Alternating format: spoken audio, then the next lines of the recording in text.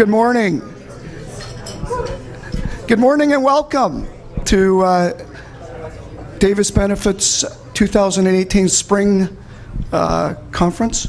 As most of you know, we do these a couple times a year, but they're never on group benefits or group retirement. They're on other things. We're here to educate and inspire employers to better support their employees. So we've been working with Roberto for a few years now, and we thought that based on our results that we would bring the what we're doing, I guess on a macro level today, to employers that we work with, and looking forward to some of the questions that come out of this. So Roberto, you've been working with us for 4 years now? Well, the methodology, yes, 15 years in total as a business coach, and the last 7 on this specifically. And in the last, it's only been the last 8 months that we've actually been following this script. Yep. So we're new to this as well, but have been enjoying it. It's been a little bit of work, but we like where it's going. Yep. Thank you. Thank you. Can you hear me in the back as well? Oh, yeah. Okay, great. And now they're going to close so we don't get any light, and that can become a vampire and start flying in the room. Okay, welcome everyone. They ordered me to stay in a dark place to have this presentation. They don't want anything to come out of this. I'm very happy to be here today. I'm very excited to be surrounded, and first time that I see the first row so full. I don't know, you guys, you're really eager to learn. That's good, that's good. And I really like the idea of being surrounded by people that no matter what they got in life, they want a little bit more. Because I believe that if you're here this morning, either you heard about the Rockefeller Habits, or you heard about me, or you heard about the possibility of learning something more, but you want more. You either want more knowledge, or either want more money, or you want more time. And that's why instead of going to work or spending more time with the family, you're here. And I honor that, because I think that that's the base of any growth in life and in business. I've been working with Davis for many years, and I've been a business coach for about 15 years now. And I've seen big companies, small companies. I'll spend a few more words later on. But today, what I want to do is literally share with you my knowledge, but not only the knowledge, also the tools. So you walk away from here with some insights, some practicalities, something that is practical and useful for you. So the tools that I will be very quickly presenting will be available to you later on. So you can work on them, you can start applying what I'm going to talk about, but I invite you to see this opportunity as an opportunity for you to expand what you already know, because there will be things that will be reminded to you, some things that will be completely new, and the real difference is the way you combine things. It's like a chef is not a great chef just because they come up with new ingredients. They are great chefs because they combine ingredients in a different way. And that's what you are with your business. How many of you heard of the Rockefeller Habits? Okay, just a few. Okay, good. And have you been using it in your company, or yes, as well? Yep, and over there as well. Okay, good. So you heard and you've been using that. And obviously, if there are questions that come up, raise your hand. We will have about half an hour in the end for Q&A, but if there is something really compelling, you can't stay there, and you need to get it out, please, by all means, share it, ask questions. If my accent doesn't allow you to fully understand, I usually compliment with my hands. I'm Italian, so I kind of have a double language, but if one of those doesn't get to you, please feel free to stop me and ask questions. I want to start with this African story. Every morning in Africa, a gazelle wakes up. He knows it must run faster than the fastest lion, or it will be killed. Every morning a lion wakes up. He knows it must outrun the slowest gazelle, or it will starve to death. It doesn't matter whether you are a lion or a gazelle, when the sun comes up, you better be running. What I like about this is that we need to keep moving. We need to constantly evolve, either to survive because we want to be fed at the end of the day, or not to be eaten. The thing is that many times we think about the lion as competition, as somebody that is gonna take our market share, as somebody that is gonna take us out of business if we don't deal with them. But many times that lion is not outside of us. It's not outside of our company. Many times it's inside our company. Many times it's the way we do things. Many times it's a regulation or a job market, something that we didn't even consider because it's a trend that we didn't capture. So the first thought that I invite you to have is, what is your lion? What is trying to eat you? What is making you move faster than you would if the lion wasn't there? And this first question, I want you to start thinking about this, because throughout the presentation, I'll give you some nuggets, I'll give you some details, and many of the things will be related to what you're looking for. And it's important that if you have a clear outcome that you want to get out of this, you refer to that outcome and you apply what I'm going to share with you and see how this can improve the situation. And the lion, you may think that for a company as big as Blockbuster, they got money. They had people, right? They had time. What is it that they didn't have?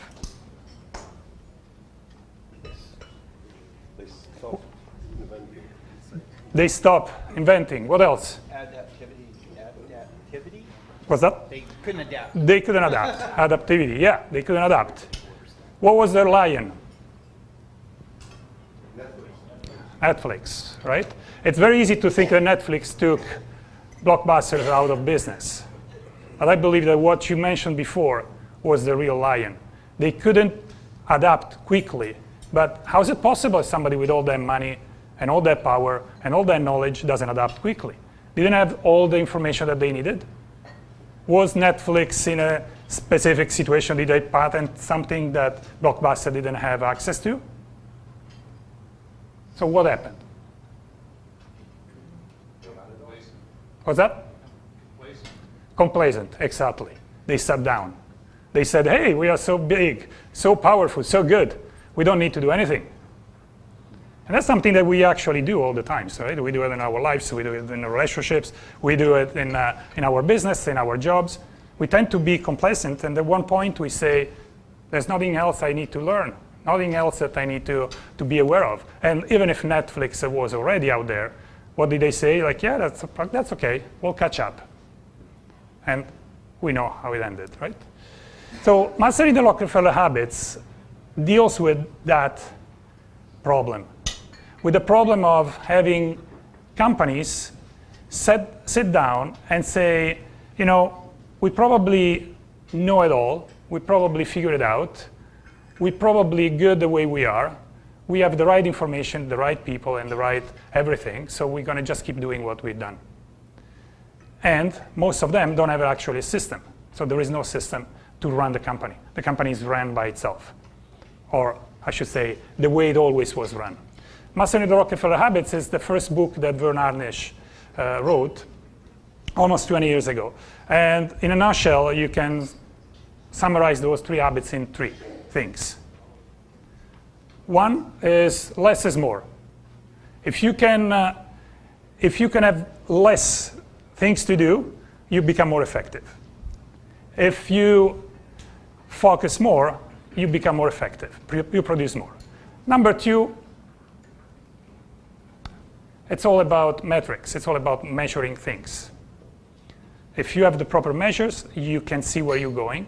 You can see what's happening. You can see who's producing, who's not. Number 3, it's all about communication.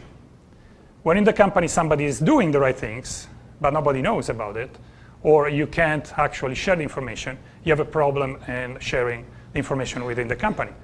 So these 3 pillars that were like what Rockefeller used to build one of the most, if not the most successful enterprise and empire, probably, business empire in history, are the foundations of this first book. That was then re-edited, integrated, expanded with additional content, additional areas, additional parts of strategy and execution, and is the book that you have in front of you, Scaling Up. That is divided in 4 sections that are the 4 main decisions that a business should own in order for them to scale, or if they already are very big, how to keep that position, how they can maintain that position. Primarily, this is what happens when companies grow. They need to reinvent themselves. More than 96% of the companies stay under 1 million.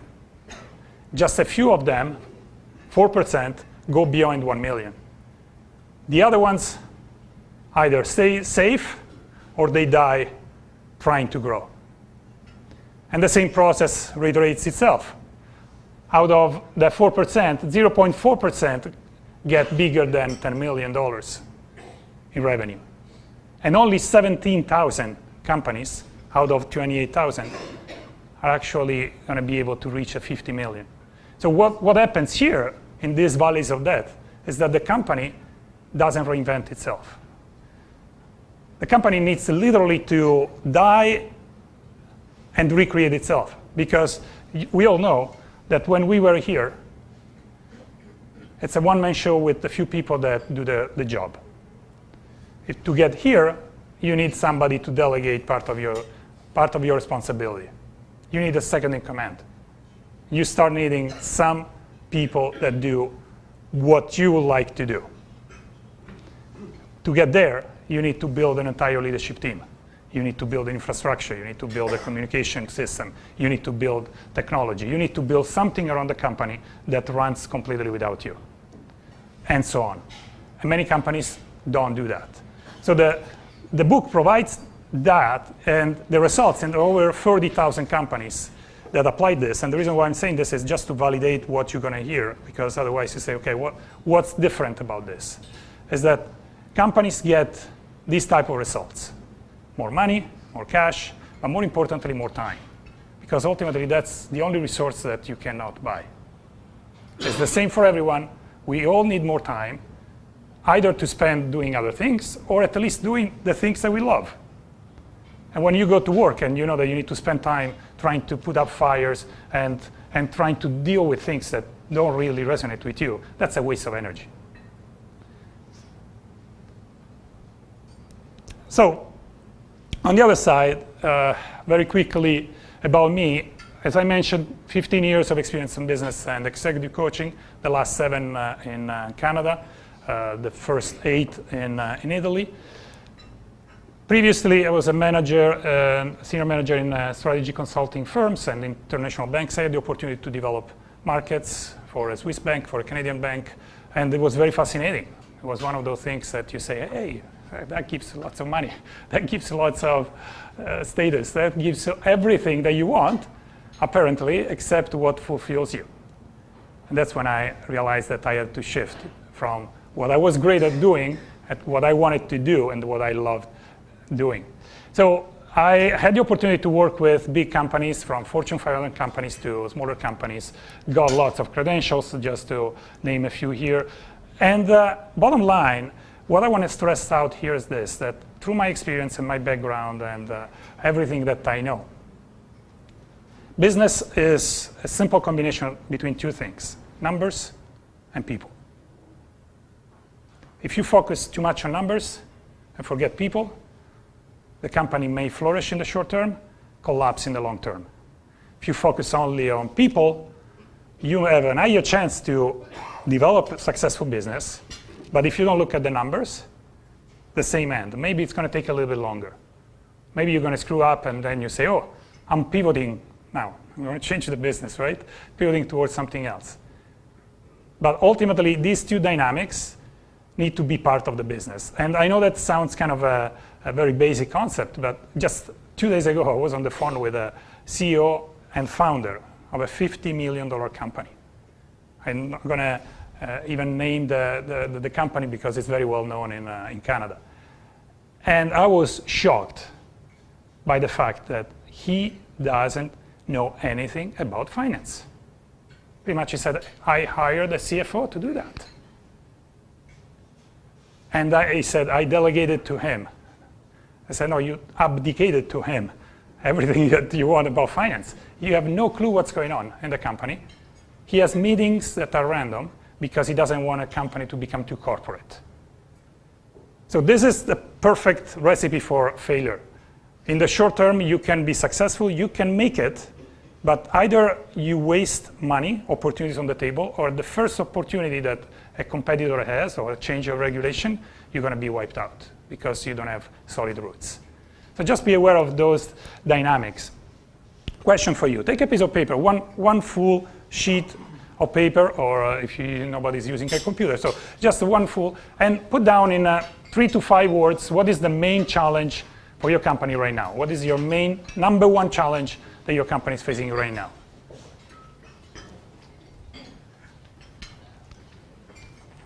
Sure. One clean piece of paper, please.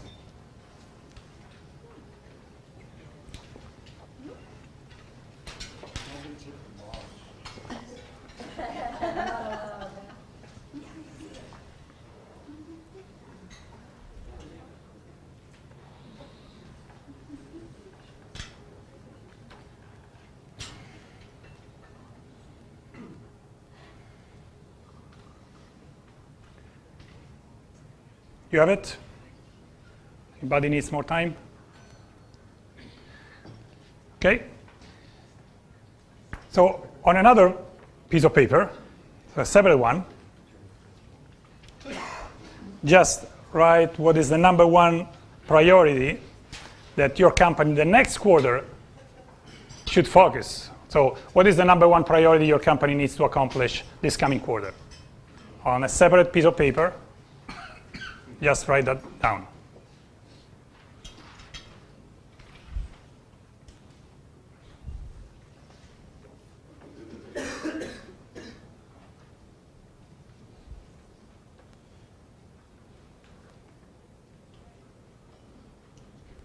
Again, 3 to 5 words, not more.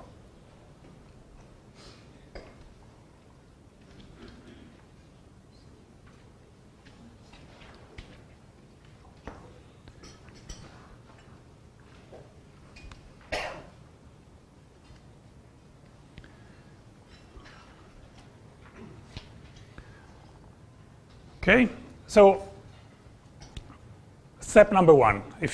How many of you are with not alone here? So there is another colleague or, okay, most.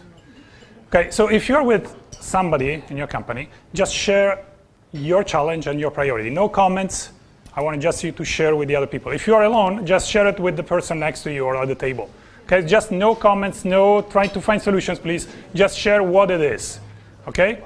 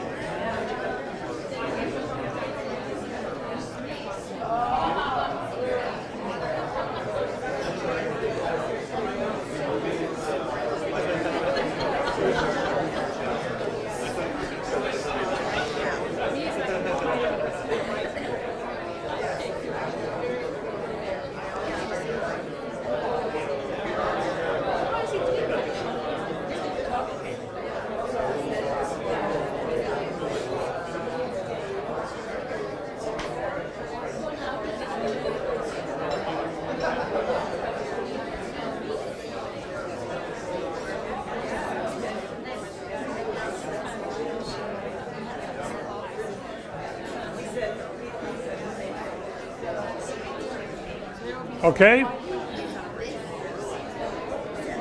So, if you just shared, you should have done by now, I guess. Okay, I want to start hearing from those who are here with colleagues And the question is, can you share your challenge? If you want to. You don't have to. Yeah, sure. Speed of infrastructure development. Perfect. Was it the same challenge for all of you? It was very close. Very close. They Okay. were related. They were related. Okay. That's a very diplomatic answer. Thank you. What about here? Cash flow. Yeah. Same answer for all of you? Yeah. That's very good. Very close. Okay. Cool. Who else? Is it with the team? Or a colleague at least? No, nobody else raises a hand. Like, oh, here. Changing the social and technological environment. Change of the environment, socially and technologically. Was it the same for both of you? Great. Yep. How's Was turnover, recruitment, retention. retention and recruitment? Was it the same? Not that much, probably not everybody. Not everybody. Okay. Everybody. Okay. So this is the first exercise you want to do in your company. If people realize what the challenge is, and then the priority, the question for you is, was the priority aligned with the challenge? What are you going to focus on the next quarter? Not judge it. I'm not going, not necessarily. Okay, that's fine enough. What about here? Yes? I want a more convinced answer. Sorry. Yes or no? Was, I'm listening to the question. oh, sorry. Was the priority totally aligned with the challenge? Okay. Oh, yeah. Cool. Sort of. Okay. You see that, and it happens all the times. If you do this exercise, either with, what about you, by the way? Yes, of course it would. Of course. It's an easy one. If you map the challenges, how they are perceived by your leadership team members, and you check what their priorities are, many times there is a total disalignment there. So good for you for having that alignment. And not because people don't see the challenge, but they believe that one thing is what they challenged by, and one thing is what they need to focus on. And many times the focus and the priority that I ask for the company is not the same for everyone. So people think that the priority is completely, it's something else. That creates a lack of alignment. And as you can imagine, what the consequences are, it's like go and play a game, and then you realize that everybody is thinking to play a different game, or they have different goals in playing that game. So the priority becomes like your number one focus. And again, use this two pieces of paper just to kind of track your actions that will come to you during today's presentation. Because I'm sure that you can connect your challenge to one of these four areas, either people, strategy, execution, or cash. Right? Definitely cash flow, it's pretty clear. This can be strategy, people, and yours was infrastructure. It could be connected to execution. When you reconduct the challenge to what area you need to focus on, now you can start looking at what is that you can develop in that area to solve the issue. And the four decisions that I want to go deeper today into is the ability for you to scale, again, or to kind of maintain your position, your dominant position in the market by leveraging people. That is culture, building a culture of harmony and accountability. Everybody would like for people to come to work happy. Everybody would like for them to be productive. On the other end, strategy is all about building an opportunity to grow. So how do I grow my revenue? What do I need to do to keep growing my top line? And connected to strategy, obviously, there is execution. Am I executing my strategy properly? Because I can generate all the revenue I want, but if I don't convert revenue into profit through a flawless execution, all my growth is going to be lost. Last but not least, cash flow. Cash is king. Cash is what gives oxygen. And I'm going to start with that decision because this is probably one of the main reasons why businesses are challenged. And we'll see that this is also a misconception, the fact that this belongs to who in the leadership team? Who owns cash? Who should look after cash? Who should focus on cash? Who is it? Was that CEO? Finance? Him? I heard the answer here that I wanted to hear. Everyone. Because if not everyone is focused on cash, you know what happens. It's not my business, right? And everybody moves away from it because it's not an easy conversation. I want to give you a couple of nuggets here. First question that you want to keep in mind. For each of those decisions, there's going to be a primary question that is going to drive your thinking in that section. Do you have the consistent sources to fuel your growth? There is an interesting HBR article that I'll make available to you, to all of you, that explains what is the rate of growth that you can go through. But primarily, to make it simple, it's all about what do you want. You don't need more cash than what you need, and sometimes you need more cash to actually sustain the growth that you want. And the first idea is that if I need more cash, I'm just going to borrow it, right? The problem is if you start borrowing money, and then you borrow. Have you ever played Monopoly? You know what happens, right? You run out of cash, game over. It's done. It's not profit that drives necessarily a winning company. It's the ability to produce cash. And if you want to see it in a more in a more graphical way, in a structured way, liquidity is actually at the base of everything that you do, because through being able to generate cash, you can fuel your growth. Growth that you want to make profitable, obviously, because through that you can actually have this virtuous circle. If you just keep growing in a profitable way but not generating cash, you long-term can have big issues. Nike was going out of business because of the high demand that he had. So high speed of growth, not sustained by enough internal cash. He had to keep borrowing money from the outside constantly until they got to a point where the bank said, forget it, I'm not going to give you any more money. And he had to face the dilemma, either I'm going to stop growing or I'm going to be out of business. And then he found cash somewhere else, but that's a different story. But ultimately, it's all about generating profit and generating cash through that profitability. And as a quick case study, is about Costco. You all know about Costco, and you know what they do. You know what is the highest margin that they have on a product? 2.5%. A little bit higher than that? 3.5%. Yeah. So I should say much higher than that, but that's not the average, right? Probably the average is around that number. 17%. So the highest product that they can sell is 17%. That is not a high level of margin, you would agree, right? So how do they make money? What are their memberships? It's not volume, it's not price, it's not suppliers. Membership fees. 70% of their profit comes from membership fees. 70% of their profit comes from membership fees. So why I'm sharing this is because you would expect that a distribution giant like Costco is actually profitable because of what they do, the core business. And they are actually in a different business now, in a sense.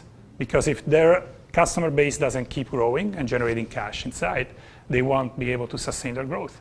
But because of their strategy, and they changed completely the business model by doing that in the 70s, introducing, if you realize, like, you pay to buy at the store.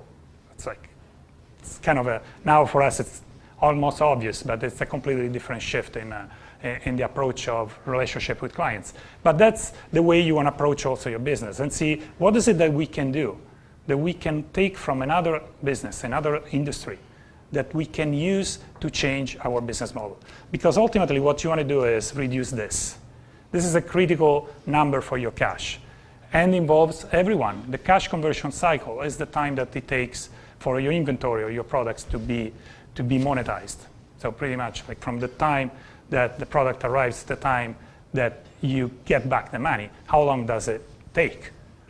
And obviously that involves sales, involves delivery, involves inventory and production and collection.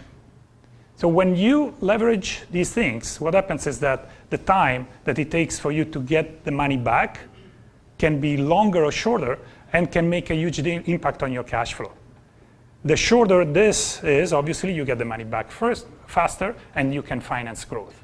The longer, the more it takes for you to get the money back, so you kind of slow down and sensitive to banks and other institutions. If you look at Dell, they went from 63 days to minus 21. That means that they collected the money 21 days before they spent $1. You know what other business has this? Negative cash conversion cycle? If you know it, for sure, don't say it, but if you want to guess it, guess it. Because usually what we do is like we buy the product and then we sell it, right? That's the business, you would say. That's usually what happens. Amazon. Why is Amazon unstoppable? They have minus 30, 35 days of cash conversion cycle. You know what that means? That they have available something like $2 billion for 1 month in their pocket before they have to pay it back. For 30 days, they can do whatever they want with that money. Then if you wonder why they don't care about profit, this is the answer. They do not care about profit because they already have the cash, even without being profitable. That allows them to buy companies, to invest in research, to do everything that they want because they already have free money. They don't pay a penny on this money. They have free financing. So go back to your business now and think how much money you're spending to actually finance your operation. How much money you're spending with the banks in interest that are actually bogging you down. And this guy here can do pretty much whatever they want with $2 billion every single month available. So again, the idea is that look at your cash conversion cycle and see what can you eliminate. What are the mistakes that can make the cycle shorten, that can make it faster, that can improve the business model by changing something, by going from selling a product to selling a service, to collecting money in a different way, the different structure when you collect money. I had a client that changed completely the cash flow cycle because they started collecting 50% upfront of what they were doing instead of waiting for the first part of the work to be done and then invoice and then wait for the invoice to be paid. There's little change that the customers didn't even notice because it was absolutely understandable that they required money to start working, completely reverse their cash flow position. So my invite to you is use this tool. I'll give you access to this. Play with it. Get your leadership team together and start brainstorming. What can we do on our sales cycle? What can we do with our inventory? What can we do with our billing? What can we do with our delivery to shorten the number of days to have that cycle completed as fast as possible? So that's the nugget for cash. The second part is about people. The decision about people is all about making sure that you build an harmonious culture of accountability. The key question is this: are all the stakeholders happy and engaged, and would you rehire all of them? In other terms is, are they happy to come to work? So if you think about your entire company, and you look people when they cross the door's office, are they smiling? Are they looking down and getting in? Right? And what are you doing? Are you smiling when you see them crossing that door? Or are you looking down and saying, waiting for the day to finish?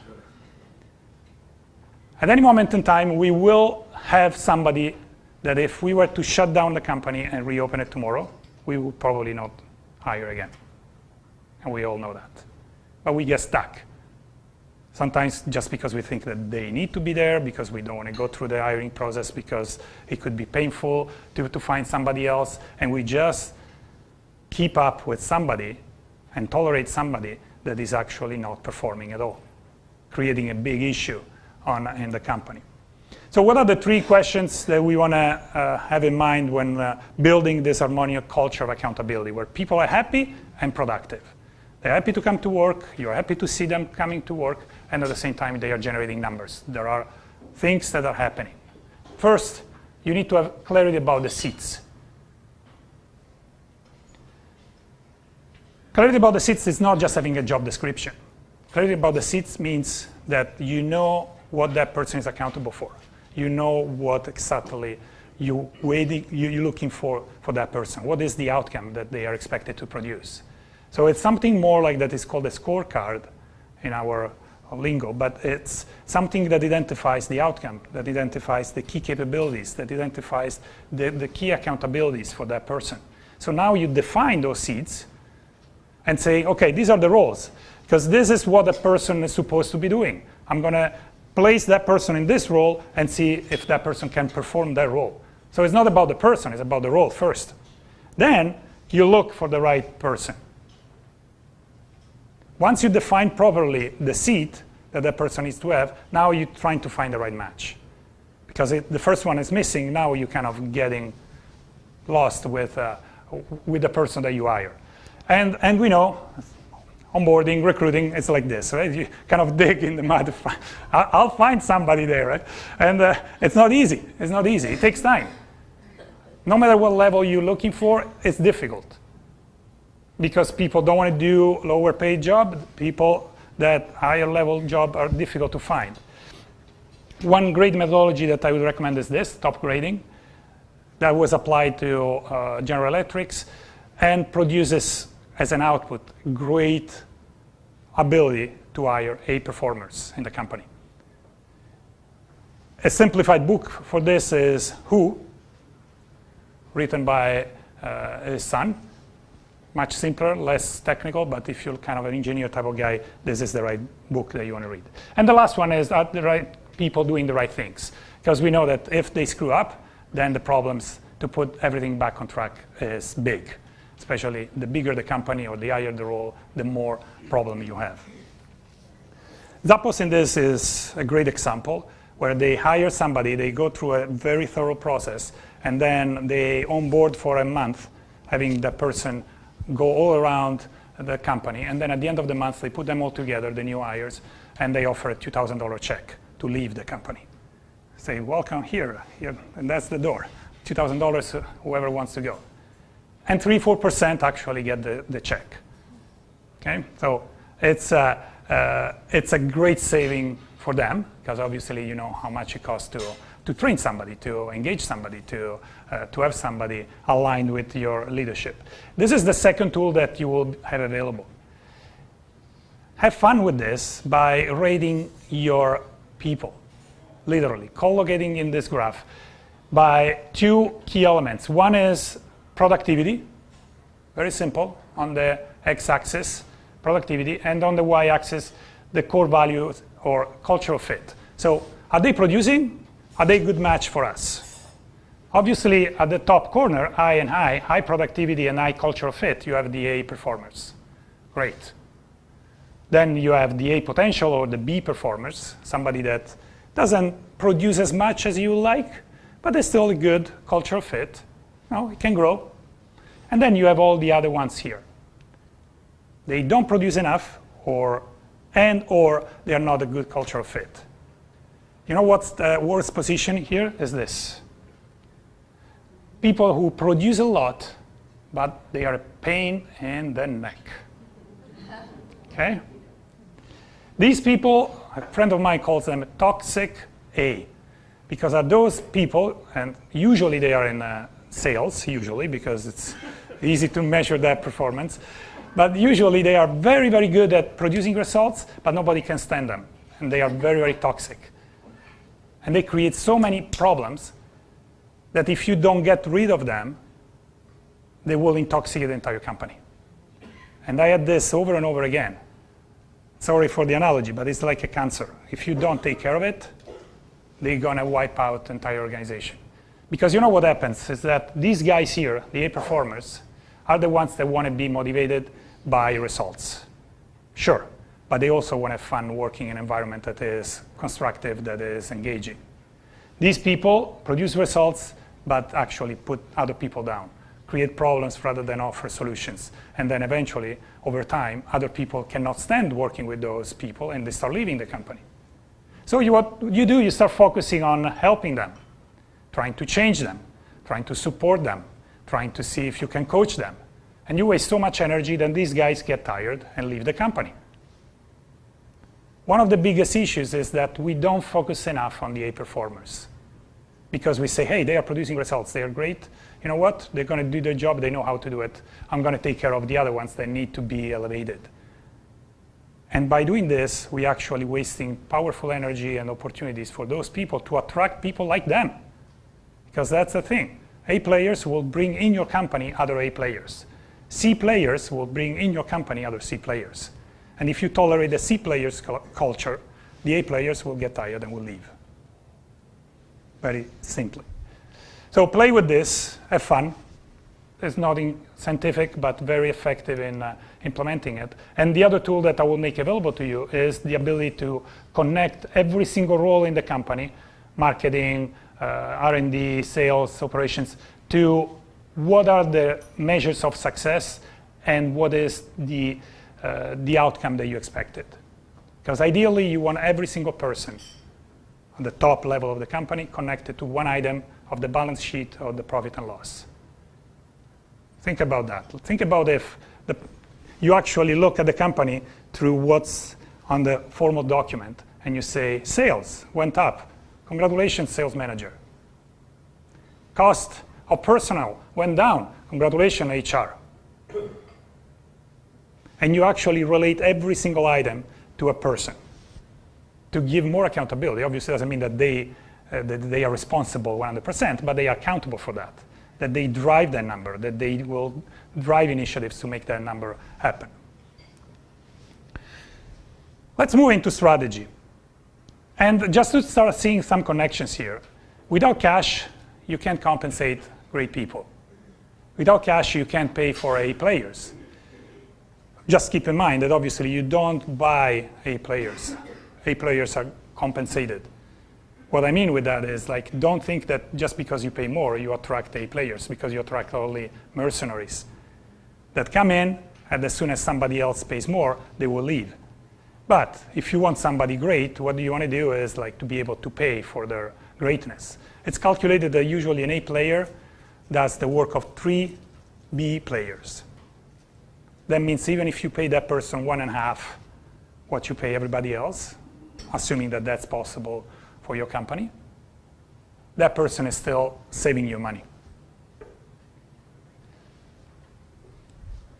People are important though for strategy, because if you don't have the right people, you can't think, because strategy is made out of people. So what is the key question here? Strategy is obviously a complex topic to address, but let's simplify the concept. First question is, can you state your firm's strategy simply? And is it driving sustainable growth? In other terms, strategy is all about generating more revenue. If the strategy is a winning strategy, you're growing. The top line is growing, period. If the strategy is not successful, your top line is not going up, simply put. Now, the way you describe the strategy makes a difference for the company, because either everybody understands and remembers that or not. And if it's too complicated, because you have 1, 2, 5 pages of explanations about what your strategy is, people won't remember, therefore they won't have the ability to jump on board and to actually be connected to that. So a good exercise would be just to stand outside, or have somebody stand outside of your office and wait for people to leave the office and ask, do you know what our strategy is? Can you state our strategy? And see how many different answers you get. Because that tells you, like, when somebody comes to work, doesn't matter if they're a receptionist, if they are working in the warehouse, if they are a software developer. If they know what the strategy is, they know how they're contributing to make the company great. If they don't know what the strategy is, they just know that they need to do their job. 9 to 5, maybe, and then leave or spend time there. So strategy is crucial, because all you want to do is not to think about becoming the best in our competition. One great definition that I like is Michael Porter, that is a professor at Harvard. Strategy is the creation of a unique and valuable position involving a different set of activities from competitors. In other terms, it's all about being unique. What makes you unique? By doing things in a different way than everybody else. It's not about finding the secret formula. It's not about, we need to reinvent the wheel. We need to create something that doesn't exist. It's about doing what everybody is doing, but in a different way. I'll give you some examples. IKEA doesn't have a secret formula, does it? They simply have one strategy, or the key strategy, is about having flat pack furniture. Everything revolves around that concept. Obviously, it's the tip of the iceberg, but to give you the idea, everything is done to simplify and to attract a certain type of customers that love innovation, that love change. And now think about the fact that they don't have stores. They have only warehouses. We actually go and visit a warehouse if we want to buy at IKEA. You walk in a maze like a little mouse until you get out, following the arrow because you don't want to get lost there. And then you come out with something for sure because you've been exposed to so many things. So all their strategy revolves around how can we make the experience not meaningful, but the product simple to carry, simple to build, simple to be seen and bought. So everything revolves around that. That is different than Nordstrom, for example. Their key strategy revolves around their customer service. Their key strategy is about providing the top-notch customer service, the customer experience. What that means is not just a nice statement. Everybody wants to have a great customer service. What they do is they select people based on that. They train people based on that. They onboard people in a different way. They have top-notch trainers go there and just teach how to increase the level of customer satisfaction. So it's all about the customer experience. And you say, okay, they have lots of money, luxury brand that's almost automatic. And now I want to give you the opposite example. Granite Rock is a company that actually works for construction companies. They just deliver construction material, gravel, sand, rocks. And their objective and their strategy is to have a customer service that is at the level or even higher than Nordstrom. And you say, okay, you're just driving trucks and dump trucks, dump material at the construction site. What do you want to do? Well, in order for them to enforce that and to make sure that everybody's on board with the strategy, that's what they introduced in their invoices, something that I have on my invoices as well. A short pay policy. If you're not completely satisfied for any reason with any part of this invoice, do not pay us for it. Simply scratch out the line item, write a brief note about the problem, and return a copy of this invoice along with your check for the balance. Pretty much you pay for what you get. If you're unhappy, you don't pay for that. Now think about the driver that goes on site. Will he be a little bit more careful where he drives, knowing that the person that receives the invoice can scratch that amount out and saying, you know what, the driver actually destroyed part of our site when I was delivering.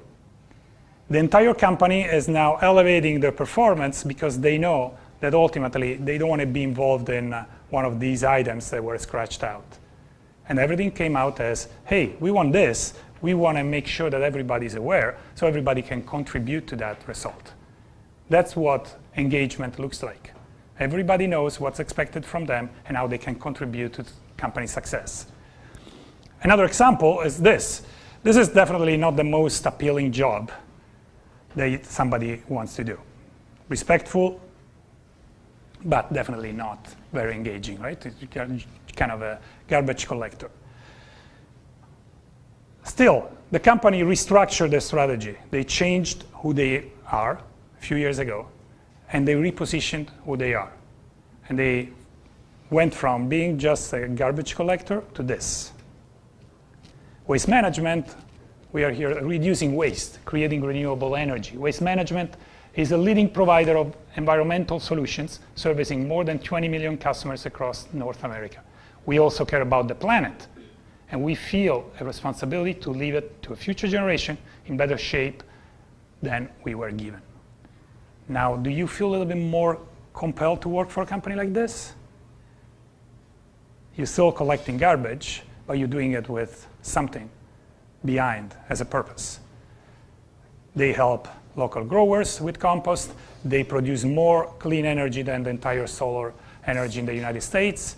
They open facilities, open networks of facilities all across North America, just with the intent of producing clean energy. And that's shifted completely the way they attract talents, the way they attract people to work with them.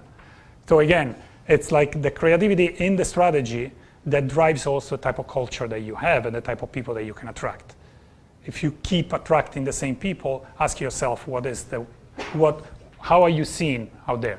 Because ultimately this is the image you want to keep in mind. Everything that you're promising to your clients, the brand promise that is your company all about, is just a little part of something that must be sustained by your core processes. So your entire business needs to be in service of what you're going to ultimately promise to your clients. The brand promise is not something for marketing.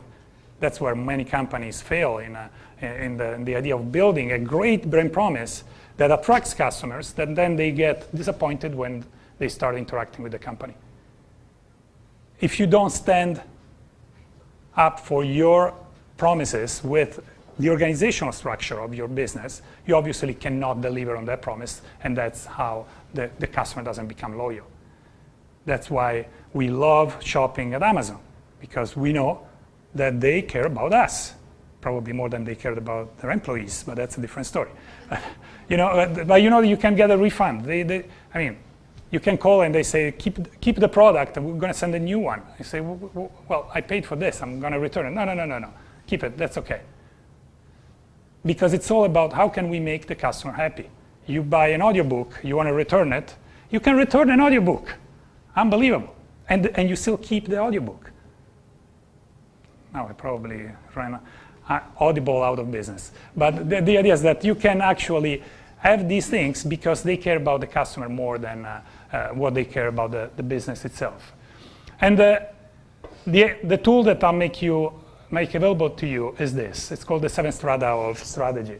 Think about your strategy kind of a crossword puzzle or a Sudoku.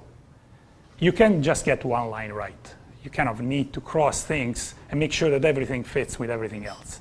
And this is the key part of this tool, where you realize that in order for your strategy to work, you cannot just look at the brand promise, or you can't just look at the core customer, or you can't just, but you need to make sure that everything fits together.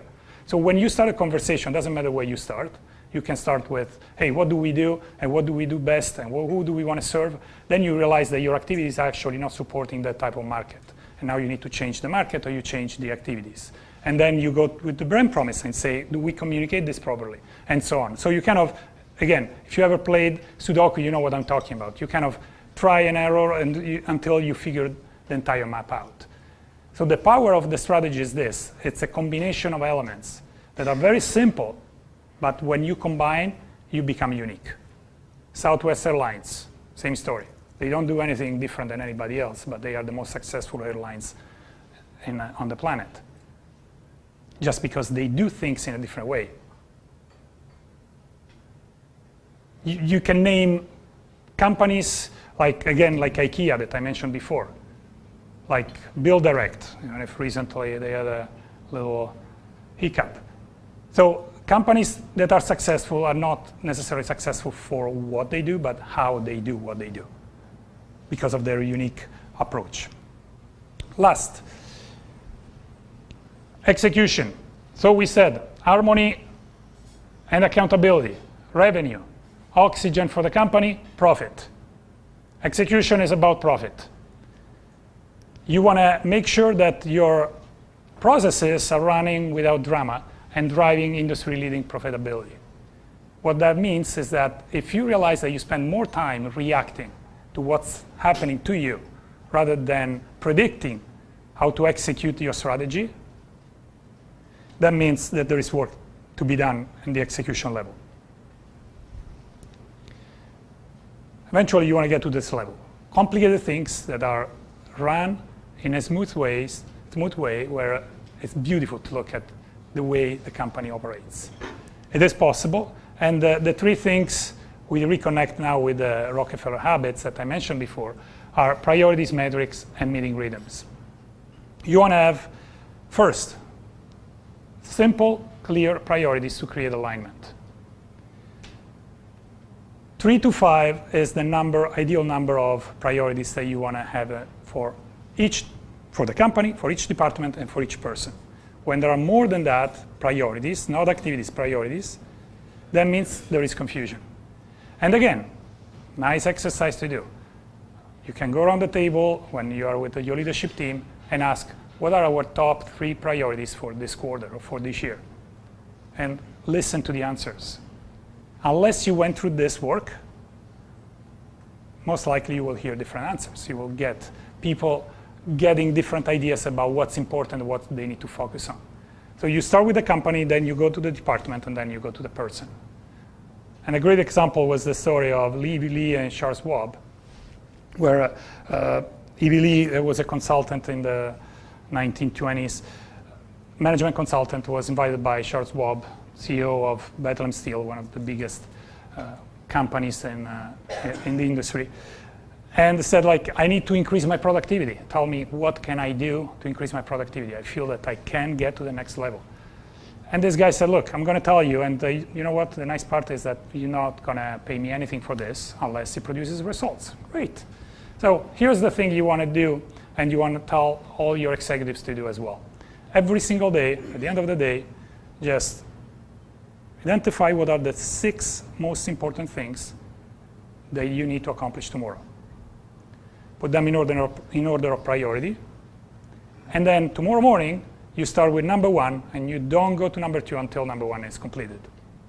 That's all. At the end of the day, you will have something left. No worries, just carry it over and keep doing this.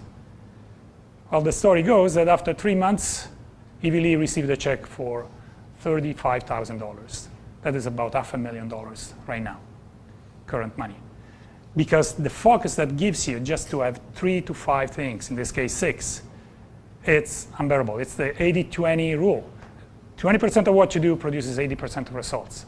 But until we focus on the 80%, because of Facebook, because of the colleague that comes in, because of the things, the emergency that we need to work with, because of we don't even have a clear idea what the priority for the company is, we obviously lose focus. And we don't have the ability to actually produce the results that are meaningful for us and for the company. Priorities in the company produce alignment, but if you don't measure what's happening, you don't have any clarity. And what I'm referring to is KPIs, key performance indicators. You want to make sure that there are clear ways for people to know when they're having a good day, when they're having a productive week or month, because otherwise they don't know. And then you fire them because they were not productive, and they don't even know why. They thought that they were extremely busy and they'd done so much. The problem is they didn't do what they were supposed to be doing. So having clear KPIs helps you at the top of the company, helps them to measure their performance and to see who's productive or not.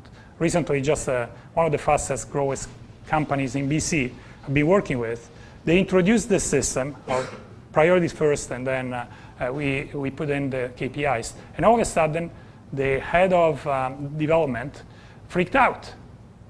This is not possible. We can't do this. We can't. I can't measure my productivity. There are so many elements. After 6 months, what they realized is only one thing. Everybody else was able to measure, achieve their KPIs, more or less. You know, they felt something. He was the only one that was not on board with that. And when they connected the dots, they realized that the entire period prior to that meeting, where we introduced these KPIs, he was constantly underperforming. But nobody could point a finger and say, this is why you're underperforming.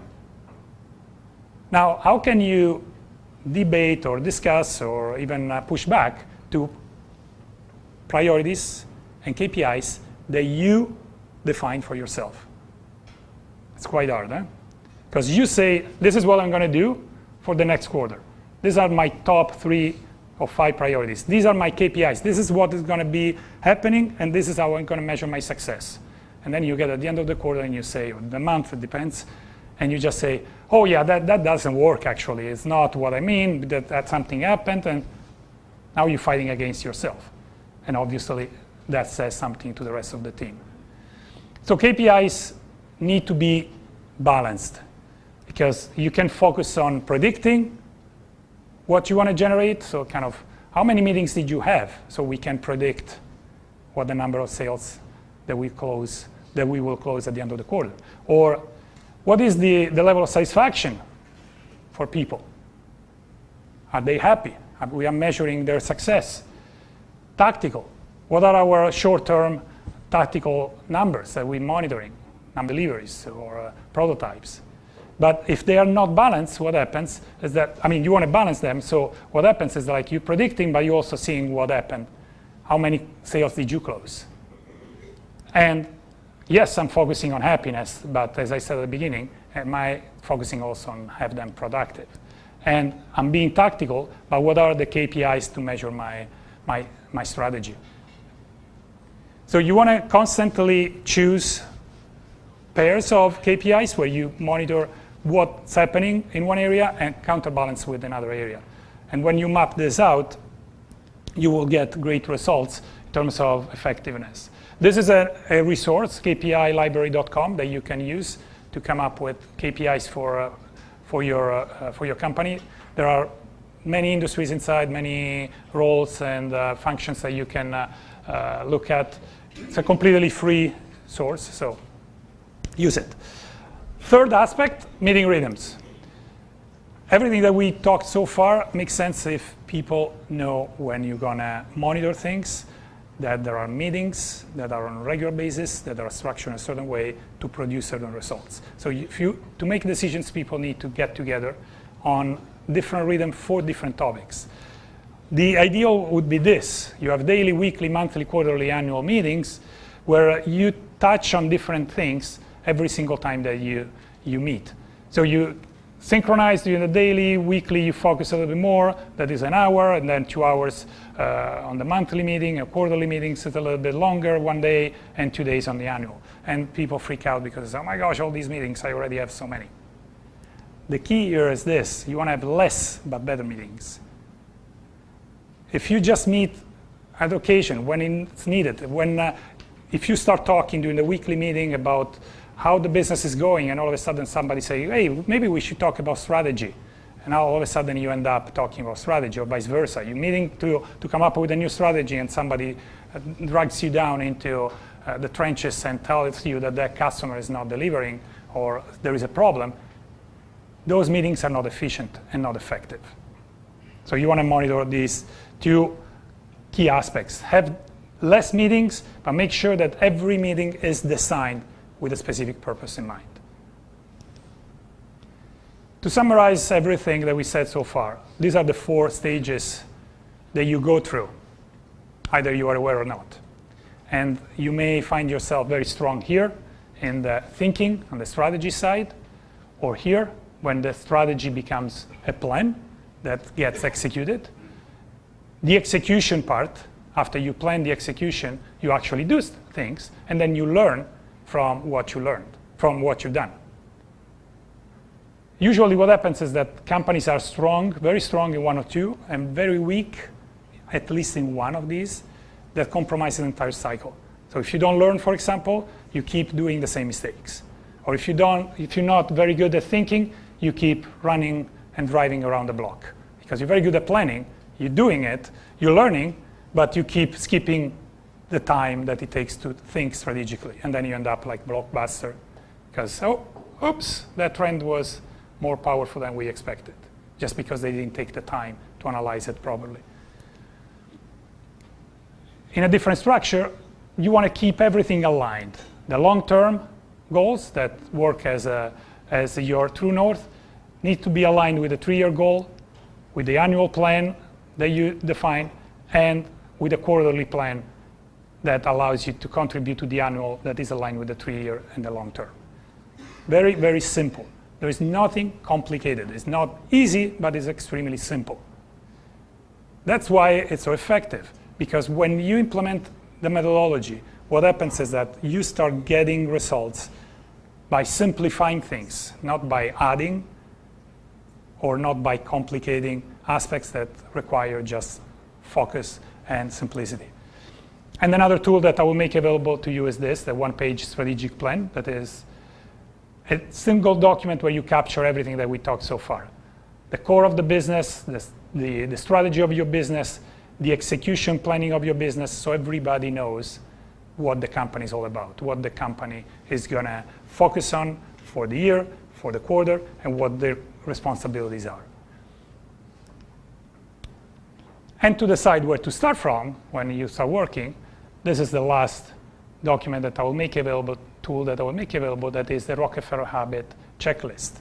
Don't freak out when you do this, because you will realize, holy moly, how are we still in business? I mean, we don't do anything of these things. Like, this is crazy. Don't worry, because even if you had all of them checked, I bet that in 6 months, something will be not checked again, because you will hire new people, so you will lose alignment, because you will change the product, so you will lose focus on that. So it's absolutely a working document. It's not a picture that you say, either I have it, I'm successful, I don't have it, I'm not successful. But for sure it's going to drive your business. So my recommendation is go through these 10 statements, rate them, and then discuss together what should we focus on for the next quarter. What should be our main focus?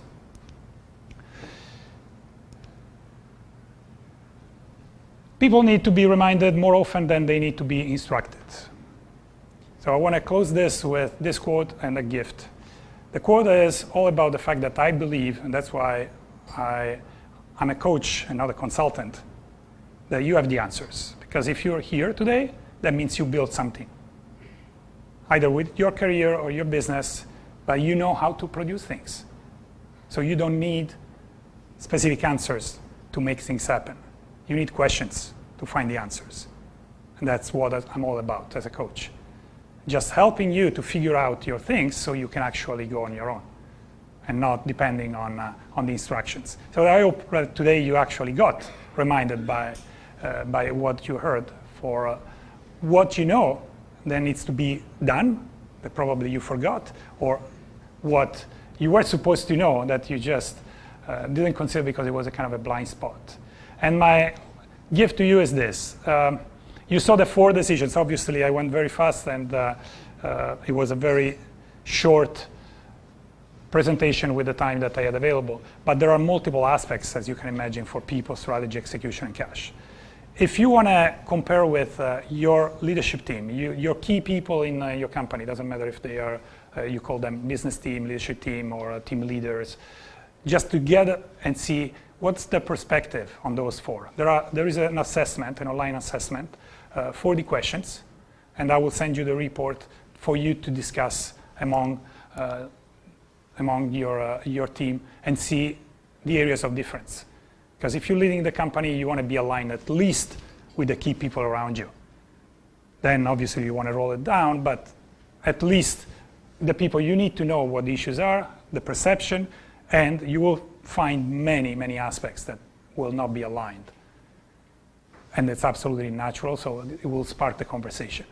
And the second gift is that the first one is going to go to all of you, and obviously they're interested. And among those, I will select one company, and I will come in to do a debrief in person, obviously, if you want. And that's going to be my gift as added value to all of you for today's commitment and time and energy that you dedicated. Thank you.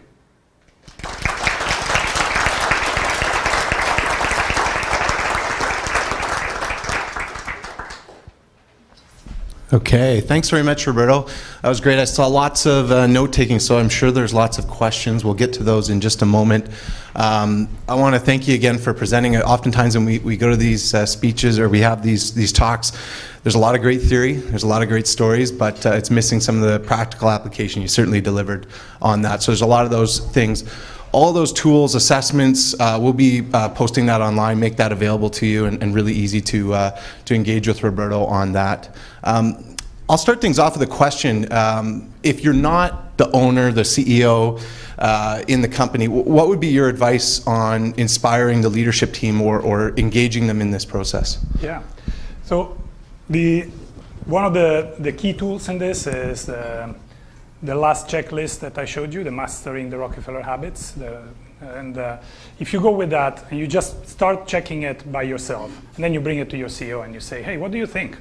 What is your rating on these things? Should we actually have a conversation with other people around these aspects of execution, of cash, and see what we can improve? because that could be the first step, right? And from there spark the conversation, and as well as the assessment. It could be, but the assessment is good if the CEO is already on board. If there's not a checklist, it's probably the best starting point. Perfect. Yeah, no, and certainly there's little tips and tricks too, like the Bethlehem Steel story and the 6 priorities that any individual Yep. can start taking up. Questions? Where can we go in the room? I'm going to pass around the mic because we do want to get it on audio here. This will be on the website as well. Hey, Roberto, thanks very much for that. That was great. Thank you. So the group I'm sitting with here we're from a nonprofit organization, and I don't know if that immediately puts up across to you, but profit we look for is social return on investment. So we're not looking for cash. Yep. We're looking to spend cash wisely. Good. We get cash But from you the- still want to be profitable. We so do. You should say not cash organization rather than not profitable organization. How's that? There's Yes. a lot of debate about that, and it's like everything kidding. else. It changes as Yeah. we move forward and learn about what we do. But we are profit motivated, and that is the social return on investment. How what we do helps Yes. the people we serve, and we get money from government. Yep. So if we're doing our jobs even adequately, we're going to get that money. But I'm the head of the organization, and I'm really, I think, a motivated person, and I think we have an obligation to get as much profit as we can. But you must work with nonprofits, and how do you talk about nonprofits as opposed to how you talk about for-profit organizations? So the tools for nonprofits are slightly different, but still follow the same idea. Alignment on priorities. What are we going to focus on? How are we measuring our activities? And ultimately, are we having meetings that are productive? Because the fact that obviously there are nonprofits that could be more effective than others and more efficient than others. And the only difference for me, and this is my mindset, a nonprofit should be run exactly like a for-profit, except that the profit that is generated is reinvested for a noble cause. That's the only difference. And if you get into the business or the organization with that mentality, you increase efficiencies, you increase strategy effectiveness, and you make and you care about cash much more, because obviously, as you know, it's even more scarce than it is for a profit. But there is no much difference. I mean, there are some indicators and KPIs that will need necessarily to be different, but the approach should be very aligned. Okay. Great, thanks, Roberto. Who else has a question here? I know there was lots of discussion around challenges, priorities. Got to be a few more questions in the room.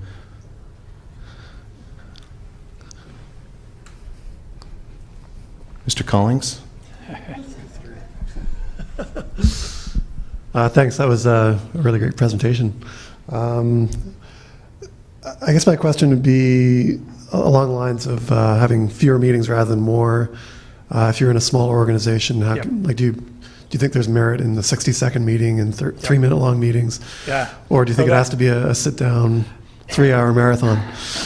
That's one, and I know that you're implementing and you as well, right? So I'm also curious to get the answer from companies that are already using the methodology. Are you having daily huddles and weekly meetings as well? Yeah.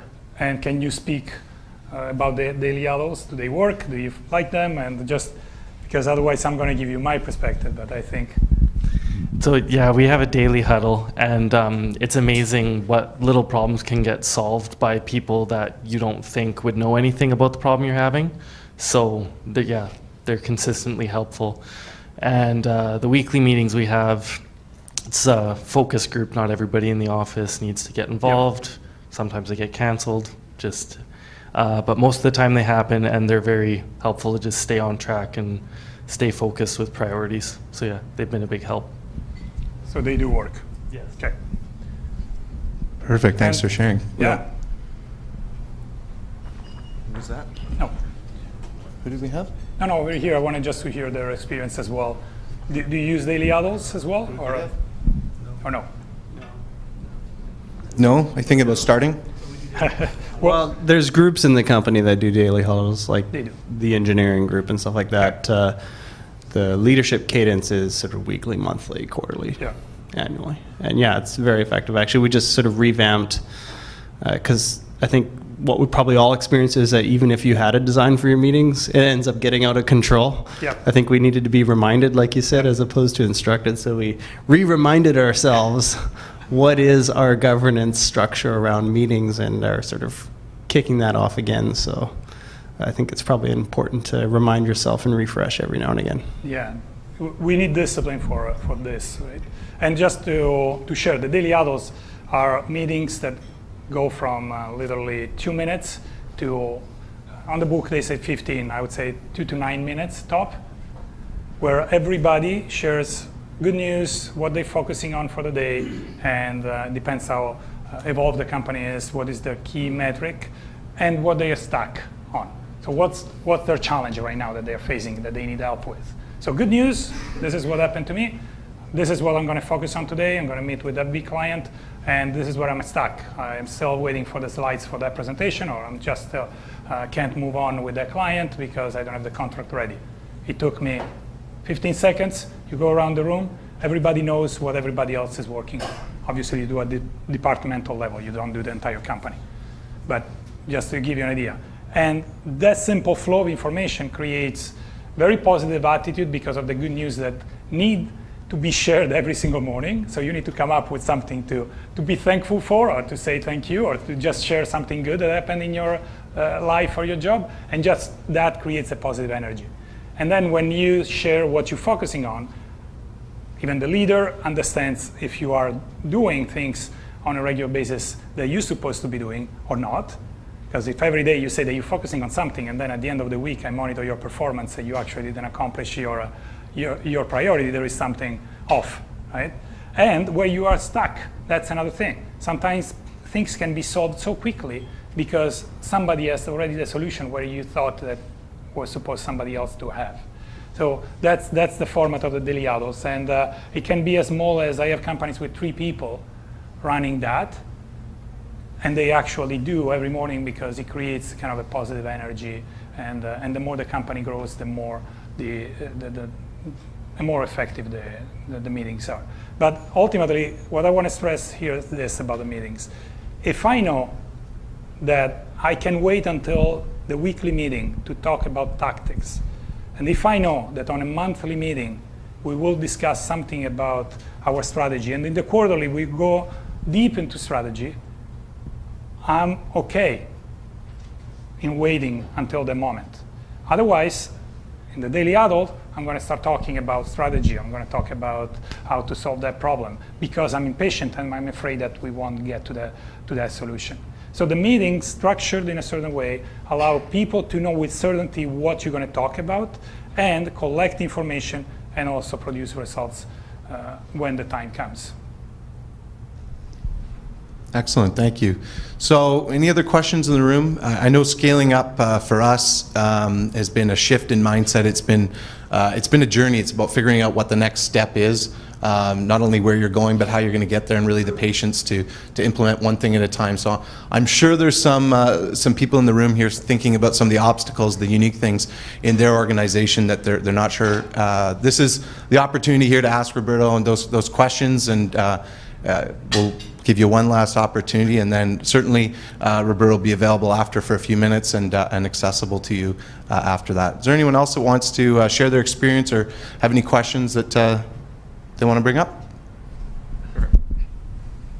Thank you.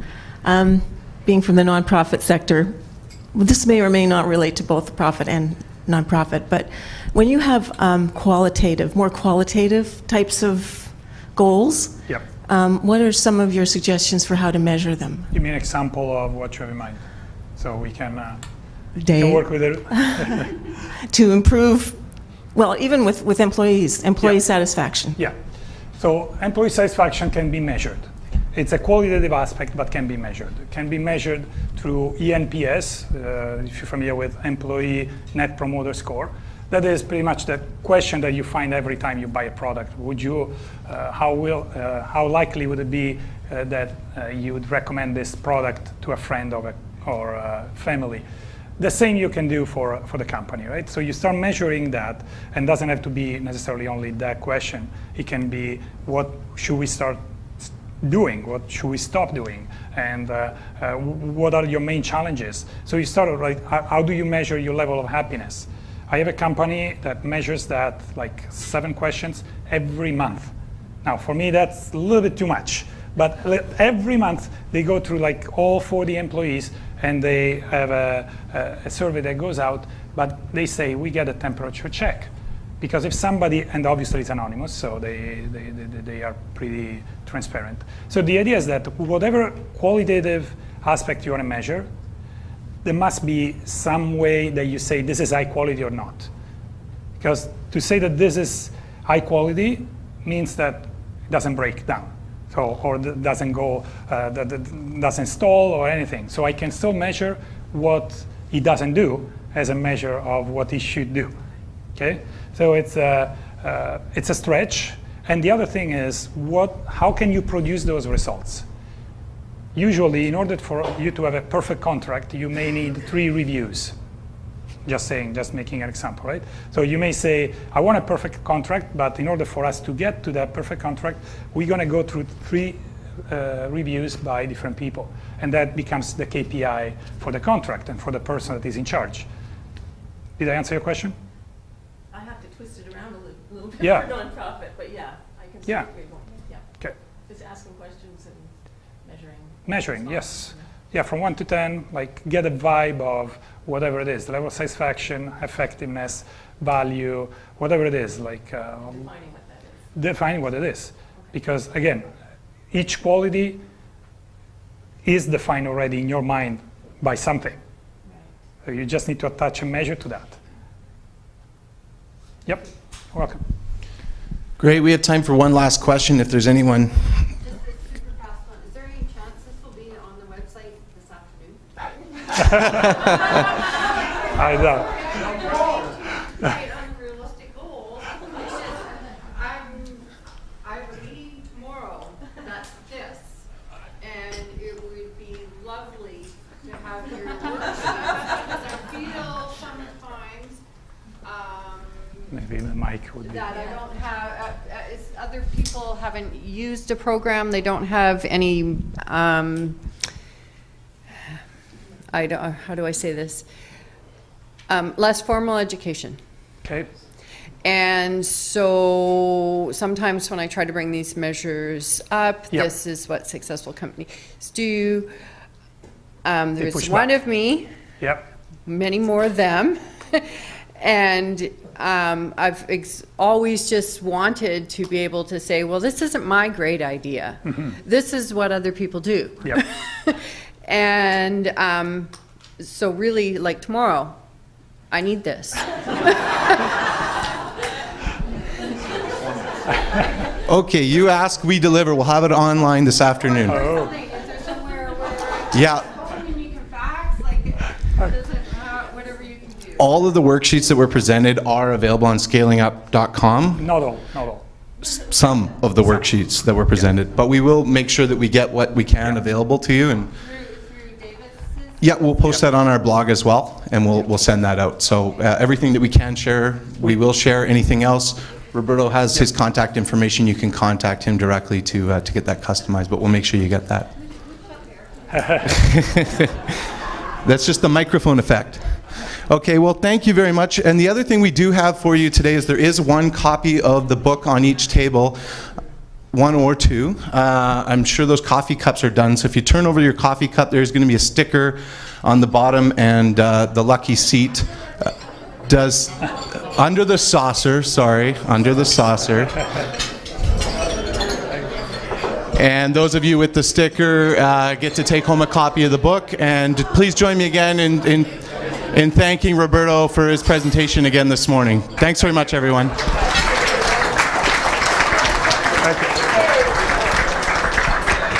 And thank you once again to all of you for joining us. It's really our privilege to present this. We do these presentations twice a year. We're always looking for new topics, something outside of the benefits and retirement space, and really bringing new insights to you. So we look forward to your feedback. We look forward to our continued partnership together, and thanks very much. Have a great day.